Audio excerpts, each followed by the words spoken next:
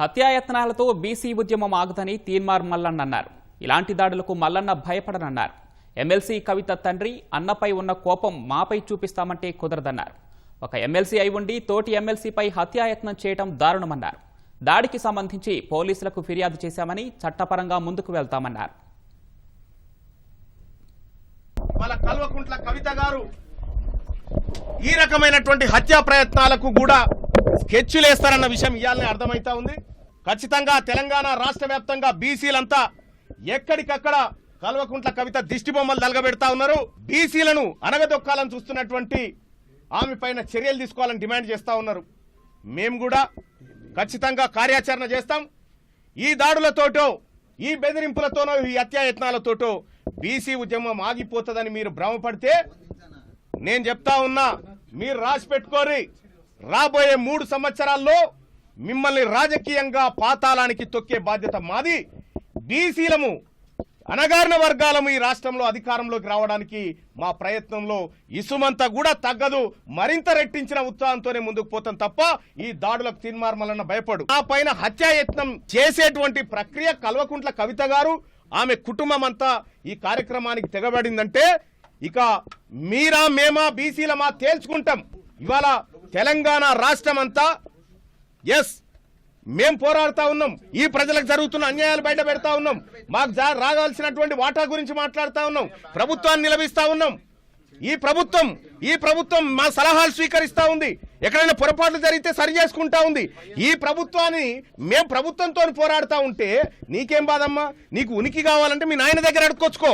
BC నాయకుల మీద BC నాయకత్వం మీద దాడులు చేస్తే నీకు ఉనికి వస్తుంది అనుకుంటే అది నీ భ్రమ. మరింత దిగజారిపోయి ప్రజల్లో చులకనవడం తప్ప ఇంకా ఏమీ ఉండదు. కల్వకుంట్ల కవిత గారు, మీకు నేను చెప్తా ఉన్నా, మీరు ఇటువంటి చిల్లర మల్లర పనులు బంద్ చేసి మీ పంచాయతీ మీ నాయన మీద ఉన్న ఫ్రస్ట్రేషన్ అంతా బీసీల మీద తీస్తా అంటే మేము ఒప్పుకోము. మీ అన్న మీద ఉన్న కోపం అంతా మా మీద తీస్తా అంటే మేము ఒప్పుకోము. ఖచ్చితంగా దీన్ని ఎదుర్కొంటాం. రాజకీయంగా ప్రజాక్షేత్రంలో ఏం జరిగిందో ఈ రక్త మరకలతోటే రేపు ప్రజల దగ్గరికి పోబోతా ఉన్నాం. చూస్తాం ఏం జరుగుతుందో. ఖచ్చితంగా మేము నమ్ముతా ఉన్నాం. ఎస్ ఫిర్యాదు చేయడం జరిగింది. పోలీసులకు ఫిర్యాదు చేయడం జరిగింది. సంబంధిత ఆధారాలను కూడా ఇవ్వడం జరిగింది. సో పోలీసులు తగిన చర్యలు తీసుకుంటారని అనుకుంటున్నాం. ఖచ్చితంగా కల్వకుంట్ల కవిత గారి ఎమ్మెల్సీ ఈ రకమైనటువంటి దాడులకు ప్రేరేపించి హత్యాయత్నాలు, సాటి ఎమ్మెల్సీ పైన హత్యాయత్నం ప్రయత్నించినటువంటి కల్వకుంట్ల కవిత గారి ఎమ్మెల్సీ సభ్యత్వాన్ని రద్దు చేయాలని చెప్పి నేను కోరుతా ఉన్నా. మా మీద దాడి చేసి మా ఆఫీసులో రక్తపు టేర్లు బారించి తీన్మార్ మల్లన్న తాకిన దెబ్బలు ఎవరు? కల్వకుంట్ల కవిత గారికా? మేము మా ఆఫీసులో ఉంటే ఇక్కడికి కిరాయి గుండాలను పంపి హత్యాయత్నానికి ప్రయత్నించిన కల్వకుంట్ల కవిత మీద చర్యలు తీసుకోవాలి. ప్రజాక్షేత్రంలోకి వస్తే మా బీసీ ఆడబిడ్డలు నిన్ను తరిమి కొట్టుడు గ్యారంటీ అని చెప్పి తెలియజేస్తా ఉన్నాం. హైదరాబాద్ మేడిపల్లిలోని ఎమ్మెల్సీ తీన్మార్ మల్లన్న కార్యాలయంపై తెలంగాణ జాగృతి కార్యకర్తలు దాడి చేశారు. మల్లన్న కార్యాలయంలో ఫర్నిచర్ ధ్వంసం చేశారు. 2 రోజుల కిందట ఎమ్మెల్సీ కవితపై మల్లన్న అనుచిత వ్యాఖ్యలు చేశారంటూ కార్యాలయంపైకి కార్యకర్తలు దూసుకెళ్లారు. దాడి సమయంలో తీన్మార్ మల్లన్న అక్కడే ఉన్నారు. ఎమ్మెల్సీని కాపాడేందుకు గన్మెన్లు గాల్లోకి 5 రౌండ్లు కాల్పులు జరిపారు. మల్లన్నను పక్కకు తీసుకెళ్లారు. ఆ తోపులాటలో మల్లన్న చేతికి గాయమైంది. అటు పలువురు జాగృతి కార్యకర్తలకు గాయాలయ్యాయి.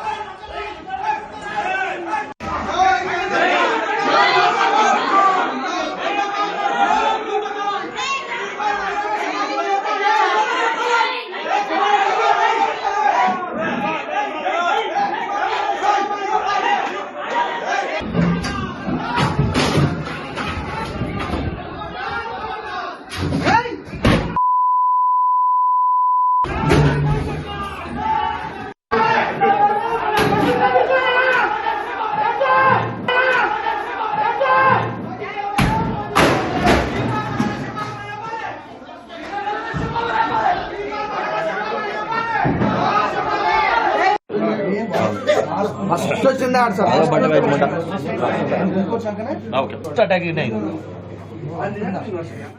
వీడియో తీసుకొని పెట్టుకోరా